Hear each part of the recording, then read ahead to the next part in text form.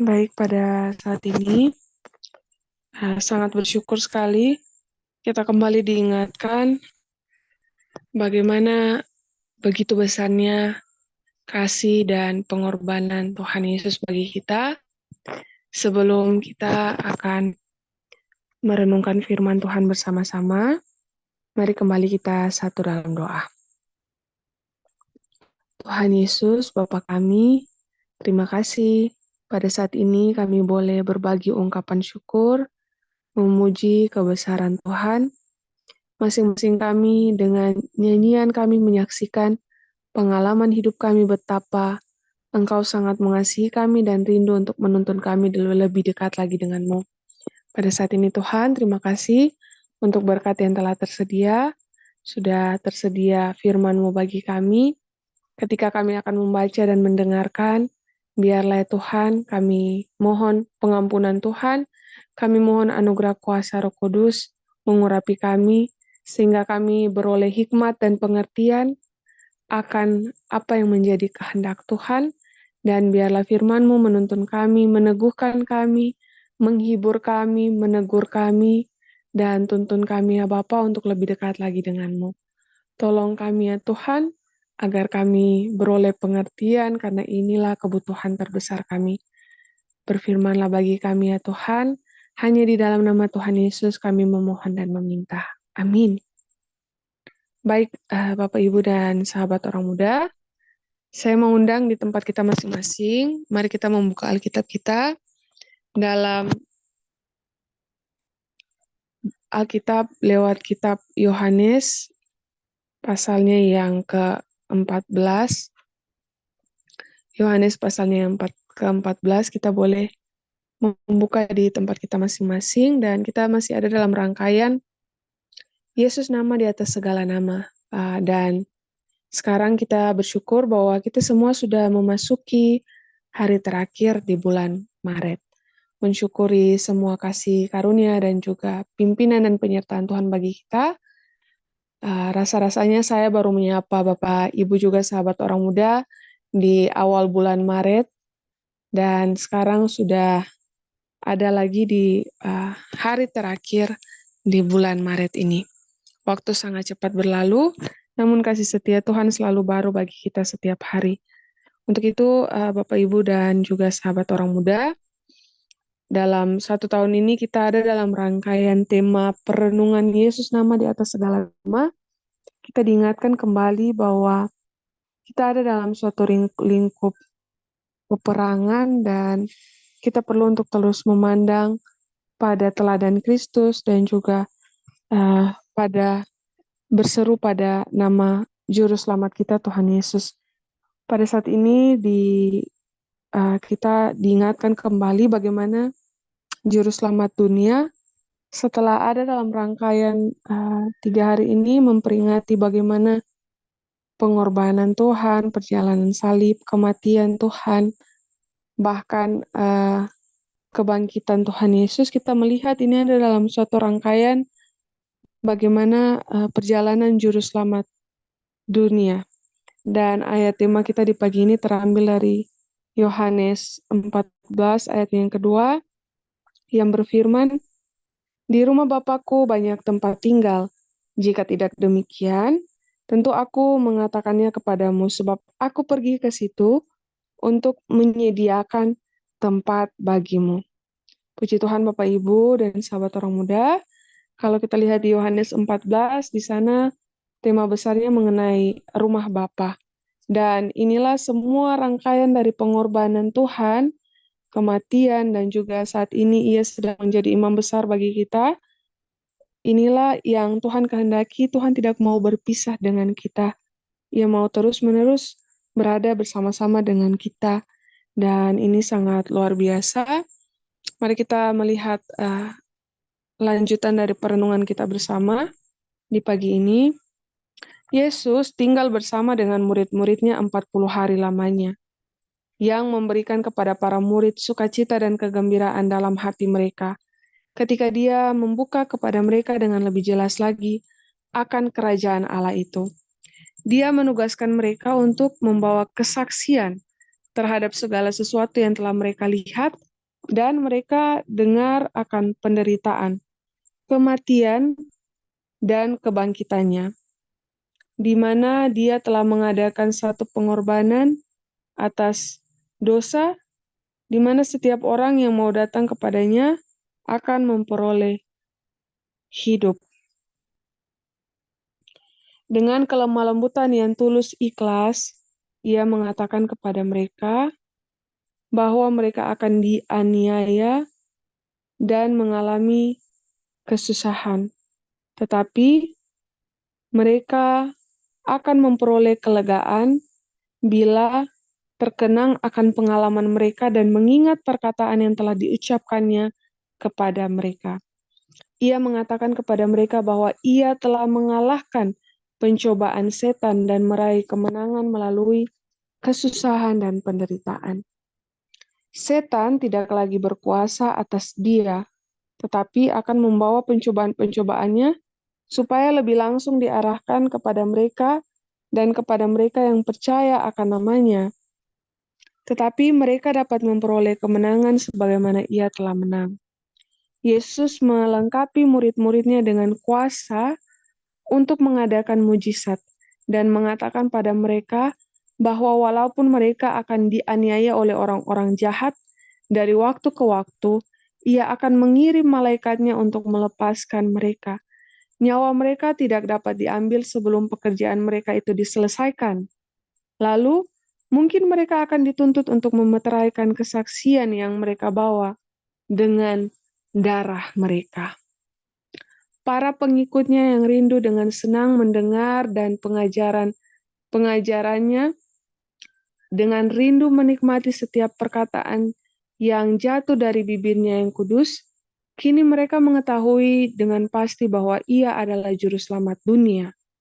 Kata-kata tenggelam sedalam-dalamnya pada hati mereka, dan mereka merasa susah sebab mereka segera akan berpisah dari guru surgawi mereka dan tidak lagi mendengar kata-kata penghiburan, kata-kata berkat dari bibirnya. Tetapi sekali lagi, hati mereka dihangatkan dengan kasih dan kesukaan yang tak terkira. Ketika Yesus mengatakan pada mereka bahwa ia akan pergi dan menyediakan tempat bagi mereka, supaya mereka dapat tinggal dengan Dia senantiasa, ia pun berjanji untuk mengirim penghibur yaitu Roh Kudus untuk menuntun mereka kepada segala kebenaran. Lalu ia mengangkat tangannya dan memberkati mereka. Renungkan lebih dalam. Bagaimana saya dapat memperpanjang jangkauan hati yang menghibur Yesus kepada orang-orang yang saya jumpai hari ini. Amin, puji Tuhan, Bapak Ibu dan sahabat orang muda. Di waktu pagi ini kita diingatkan bagaimana kembali mengenai Juru Selamat kita, Juru Selamat dunia, Tuhan Yesus dalam setiap rangkaian pekerjaan yang Tuhan kerjakan, bagaimana Tuhan sendiri rindu agar kita tidak terpisah dengan Tuhan Yesus, bagaimana kita melihat panjang sabarnya Tuhan, Ia mengerti akan segala kelemahan kita. Bahkan kalau kita lihat dalam rangkaian Yohanes pasalnya yang ke-14, ayat 1 sampai ayatnya yang ke-14, di sana kita boleh melihat bagaimana murid-murid juga kadang tidak mengerti apa yang menjadi kehendak Tuhan. Namun Tuhan berusaha menjelaskan dengan begitu sabarnya. Tuhan memberikan pengertian bagi murid-murid, dan di pagi ini kita diingatkan melalui berbagai rangkaian bagaimana penderitaan Tuhan Yesus, bagaimana kematiannya, bagaimana semua yang Ia lakukan agar kita terus bersama-sama dengan Tuhan Yesus, sehingga apapun pergumulan kita di pagi ini, Bapak Ibu dan sahabat orang muda, di Yohanes 14 di sana dibuka di ayat pertama dikatakan, janganlah gelisah hatimu. Percayalah kepada Allah, percayalah juga kepadaku. Jadi terkadang dalam kehidupan kita ketika kita kehilangan sedikit saja pandangan kepada Tuhan Yesus, Juru Selamat dunia, sangat mudah bagi kita untuk cepat gelisah, cepat khawatir dengan kehidupan kita, dan juga sehingga banyak hal yang seharusnya tidak perlu untuk dilakukan, kita lakukan karena mau berusaha dengan kekuatan kita sendiri, sehingga memang Tuhan tahu bagaimana pergumulan kita, bagaimana penderitaan kita, karena Tuhan sendiri telah melalui bahkan lebih buruk dari kita.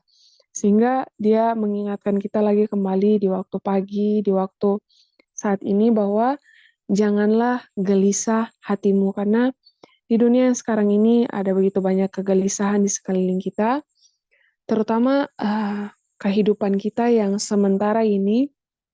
Pastinya kalau kita mau melihat bahwa hidup sangat singkat, waktu saja sangat cepat berlalu. Saya baru menyapa Bapak Ibu dan sahabat orang muda di awal bulan Maret. Sekarang kita sudah ada di penghujung akhir dari bulan Maret dan sangat cepat berlalu, dan kita seringkali dipertanyakan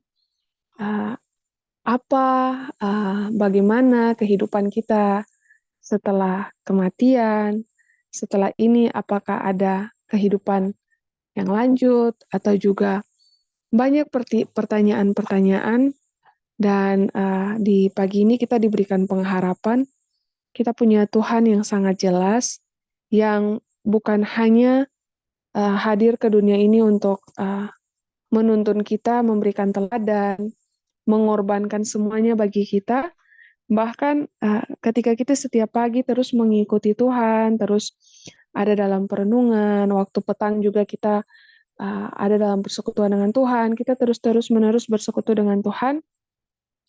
Inilah yang menjadi kerinduan Tuhan bagi kita dalam ayatnya yang kedua, Yohanes 14 ayat yang kedua, bahwa sebab aku pergi ke situ untuk menyediakan tempat bagimu. Nah sekarang Tuhan sudah berada di tempat yang mana Tuhan sedang menyediakan tempat bagi kita. Dan pertanyaannya bagi kita di pagi ini adalah ayat yang keempat, Yohanes 14 ayat yang keempat, di sana dikatakan, dan kemana aku pergi, kamu tahu jalan ke situ. Jadi, kemanapun Tuhan pergi, kita dapat tahu jalan dan kita tidak perlu kehilangan arah. Nah, pertanyaannya bagi kita pagi ini, apakah kita sudah tahu jalan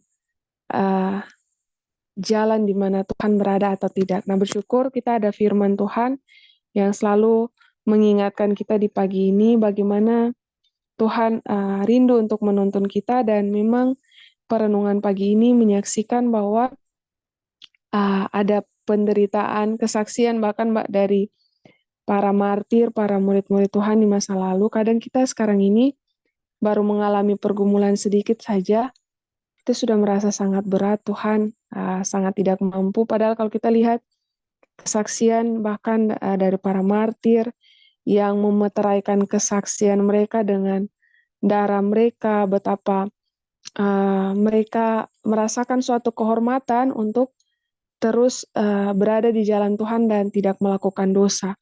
Sehingga akhirnya memang mereka harus memeteraikan kehidupan mereka dengan yang mana kita lihat dengan bahkan kematian mereka. Nah, kadang kita sendiri ketika melihat semua ini ada dalam hal-hal kecil, dalam pergumulan, kita sudah merasa sangat berat dan kadang kita bersungut-sungut lebih cepat lagi dengan kehidupan kita. Nah, makanya di pagi ini dengan semua penderitaan dan pengorbanan yang Tuhan lakukan buat kita, bagaimana Juru Selamat dunia, Tuhan Yesus boleh melakukan semuanya bagi kita, kita dituntun lagi, Bapak Ibu dan juga sahabat orang muda, untuk juga menyaksikan bagaimana pengalaman kita dengan Tuhan buat orang-orang juga di sekeliling kita.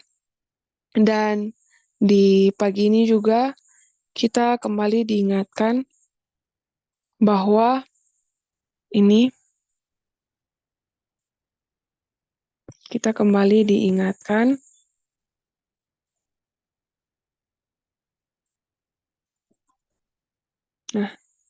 pada waktu sebelum murid-muridnya akan berpisah dengan Juru Selamat ini,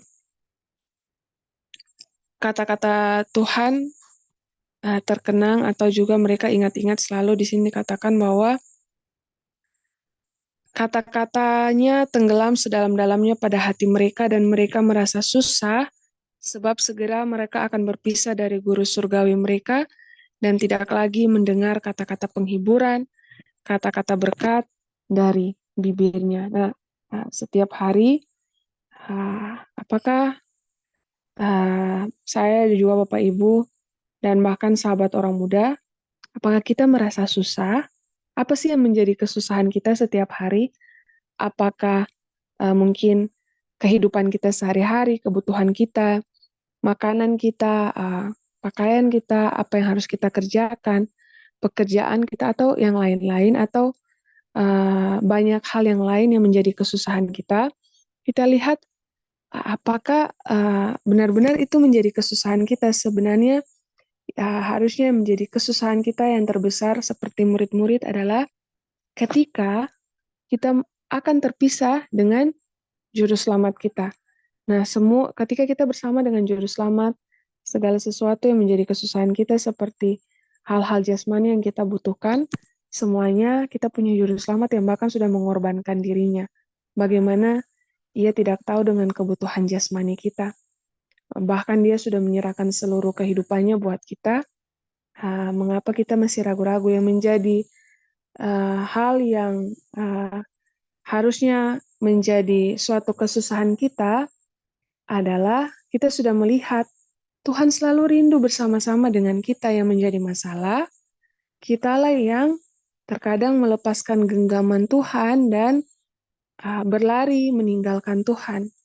Jadi kita melihat dari pengalaman murid-murid bagaimana Tuhan memberikan gambaran mengenai rumah Bapa ya. Jadi dalam Yohanes 14 ini nanti akan dilanjutkan dengan pemberian Roh Kudus. Ini memang dalam satu pasal ini lebih banyak Tuhan Yesus berbicara. Lebih banyak Tuhan Yesus berbicara, hanya dua kalimat saja yang memang dua ayat saja yang memang ada respons balik dari para murid, yaitu Thomas dan juga Filipus. Sisanya itu Tuhan yang berbicara. Jadi saya mengundang Bapak Ibu dan sahabat orang muda, satu hari ini mari kita merenungkan khususnya Yohanes pasalnya yang ke-14. Di sana kita beroleh penguatan, di sana kita beroleh penghiburan yang Tuhan boleh berikan untuk segala pergumulan kita, karena tujuan akhir kita mau rindu untuk bersama-sama dengan Tuhan Yesus di rumah Bapa. Nah, yang menjadi pertanyaan, apakah di dunia ini kita merasa sulit, susah kalau terpisah sedikit dengan Tuhan Yesus, ataukah kita merasa baik-baik saja? Jadi, yang menjadi pergumulan bagi kita selesai ibadah ini, apakah saya terus-menerus berjalan bersama-sama dengan Tuhan Yesus? Saya merasa susah karena ketidakhadiran Tuhan Yesus, ataukah saya merasa baik-baik saja? Jadi, kita perlu sekali untuk terus terhubung dengan Tuhan Yesus, sebagaimana para muridnya merasakan kesusahan pada waktu itu. Biarlah pada saat ini, ketika kita terpisah dengan Tuhan Yesus, kita merasakan kesusahan dan mari terhubung terus dengan Tuhan Yesus. Jangan biarkan cuman ada euforia perayaan-perayaan saja yang satu tahun satu kali kita berada dalam euforia merayakan dengan penuh um, dengan penuh semangat, tapi setelah euforia itu kita kembali kehilangan makna bagaimana apa yang Tuhan mau dalam kehidupan kita. Sehingga memang perlu sekali untuk merenungkan firman Tuhan, Bapak Ibu dan juga sahabat orang muda, karena inilah kata-kata yang menguatkan kita. Tuhan berikan Alkitab sangat tebal sekali, buku yang memang menuntun kita sampai kedatangannya yang kedua kali ini, semua firman-Nya kalau kita pegang sudah menjadi penguatan sangat bagi kita, sehingga memang kita perlu untuk terus-menerus membaca firman Tuhan. Jangan henti-hentinya, karena dengan itulah iman kita terus bertumbuh dan menguatkan kita untuk menantikan kedatangan Tuhan Yesus yang kedua kali. Sehingga di pagi ini kita diingatkan kembali bagaimana bukan hanya berkorban, bahkan Ia memberikan yang terbaik. Ketika saat ini Tuhan sedang bekerja bagi kita, imam besar, dia sedang berada di bilik yang maha kudus. Pada saat yang sama dia juga menyediakan Allah Roh Kudus. Jadi, apa kekurangan sebenarnya dari umat-umat Tuhan? Kalau kita mau pikirkan, apa sebenarnya yang kurang kalau kita bersama-sama dengan Tuhan? Tidak ada kekurangan karena ada Roh Kudus yang memberikan penghiburan, penguatan, memberikan jaminan. Makanya ketika kita mendengarkan ini, kita dituntun lagi bagaimana saya dapat memperpanjang jangkauan hati yang menghibur Yesus kepada orang-orang yang saya jumpai hari ini. Karena orang-orang tidak bisa melihat Tuhan Yesus secara langsung selain daripada kehidupan kita. Apa yang kita katakan, apa yang kita sharingkan, media sosial sangat terbuka luas, status kita mungkin, atau secara offline, apa yang kita katakan buat orang-orang sekeliling kita, apa yang kita lakukan menjadi bagian penting. Sehingga mari Bapak Ibu dan juga sahabat orang muda, di ayat-ayat yang terakhir juga menjadi penguatan. Saya rindu untuk membacakannya. Yohanes 14 ayat 12 sampai 14 di sini dikatakan, "Aku berkata kepadamu, sesungguhnya barang siapa percaya kepadaku, ia akan melakukan juga pekerjaan-pekerjaan yang aku lakukan, bahkan pekerjaan-pekerjaan yang lebih besar daripada itu. Sebab aku pergi kepada Bapa, dan apa juga yang kamu minta dalam namaku, aku akan melakukannya, supaya Bapa dipermuliakan di dalam Anak. Jika kamu meminta sesuatu kepadaku dalam namaku, aku akan melakukannya." Inilah yang menjadi janji penguatan bagi kita semua di pagi ini, Bapak Ibu dan sahabat orang muda, terutama dengan pekerjaan kita. Ini di sini dikatakan, ia akan melakukan juga pekerjaan-pekerjaan yang aku lakukan. Nah, kita sudah ada dalam perenungan beberapa hari yang lalu bagaimana Yesus adalah pemimpin misionaris, menjalankan misi untuk mencari dan menyelamatkan yang hilang. Inilah yang menjadi pekerjaan Tuhan, sehingga ini juga menjadi pekerjaan kita. Kita melihat mungkin ada keluarga kita, suami kita, istri kita, anak-anak kita, kakak kita, adik kita, sahabat kita, terlepas dari semua pergumulan kita dengan finansial, dengan keuangan, dengan jasmani kita, semuanya Tuhan mengetahui dan Tuhan menyediakan. Dan Tuhan rindukan bahwa kita juga dapat menjangkau orang lain dalam jalan-jalan keselamatan, karena inilah yang membuat Tuhan hadir di dunia ini. Dia memiliki pekerjaan yang sangat sederhana, hadir dengan pribadi yang sangat sederhana, dan dengan kehidupannya ia rindu untuk mencari dan menyelamatkan yang hilang. Mendekati akhir zaman ini juga menjadi pekerjaan kita, Bapak, Ibu, dan sahabat orang muda, sehingga jangan ragu-ragu untuk meminta. Untuk meminta dalam artian apa? Meminta keselamatan juga bagi orang-orang di sekeliling kita. Mari kita ada 1-2 nama yang kita gumuli, kita doakan, kita terus memohon di dalam nama Tuhan Yesus, karena inilah sekarang juga yang menjadi tugas dari pekerjaan dari Tuhan Yesus di bilik yang maha kudus. Dia juga sedang menjadi imam besar, dia sedang menjadi pengantara bagi kita, dan yang dia rindukan juga, kita menjadi pengantara juga bagi orang-orang di sekeliling kita. Untuk itu, di waktu pagi ini, Bapak, Ibu, dan sahabat orang muda, saya mengundang kita, mari, jika kamu meminta sesuatu kepadaku dalam namaku, aku akan melakukannya. Sebagaimana hamba Tuhan, Musa, dan juga para rasul, para murid Tuhan yang bukan meminta hanya keselamatan mereka saja, tapi meminta keselamatan orang-orang di sekeliling mereka.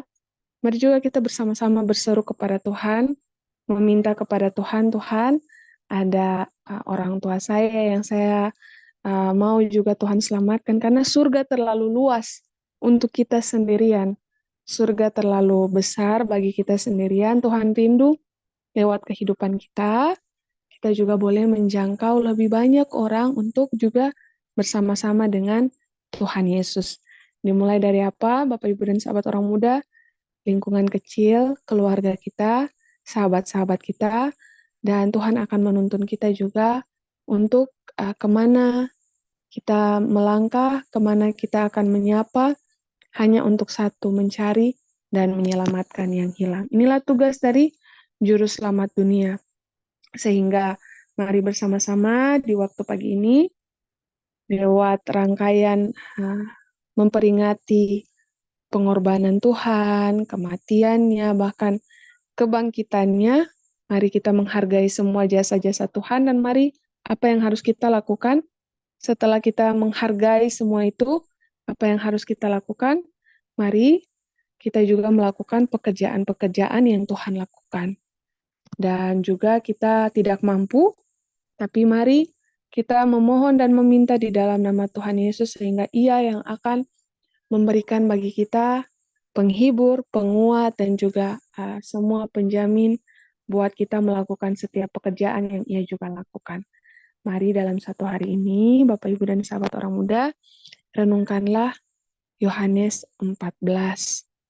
Karena di sana mari baca ulang-ulang, renungkan ulang-ulang, bahkan jika mampu untuk mengingat, mari kita mengingat Yohanes 14 yang dipenuhi oleh kata-kata Tuhan Yesus yang dapat menguatkan kita bersama untuk hidup di hari ini, bahkan juga mempersiapkan kita untuk kedatangan Tuhan Yesus. Dan mari kita mungkin terpisah saat ini satu dengan yang lain secara tempat, tapi saya rindu kita suatu ketika akan bersama-sama bertemu dengan Tuhan Yesus, dan juga kita boleh terus menyaksikan bagaimana kuasa Tuhan yang memimpin kita bersama-sama di waktu pagi ini. Setiap hari kita berkumpul bersama-sama dengan pertolongan Tuhan.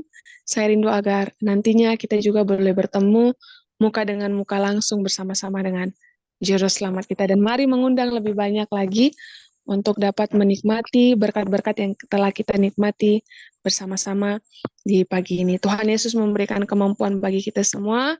Saya bawa perenungan kita di dalam nama Tuhan Yesus. Amin. Amin. Puji Tuhan, Bapak Ibu juga sahabat orang muda. Puji Tuhan untuk Juru Selamat dunia, Juru Selamat kita. Dan pada saat ini kita akan ada dalam doa bersama. Namun sebelum kita akan ada dalam doa, Bapak Ibu dan sahabat orang muda, jika memiliki usulan doa boleh dikirimkan via chat. Mari kita persiapkan diri untuk ada dalam doa sambil kembali merefleksikan firman Tuhan lewat lagu pujian yang akan diputarkan.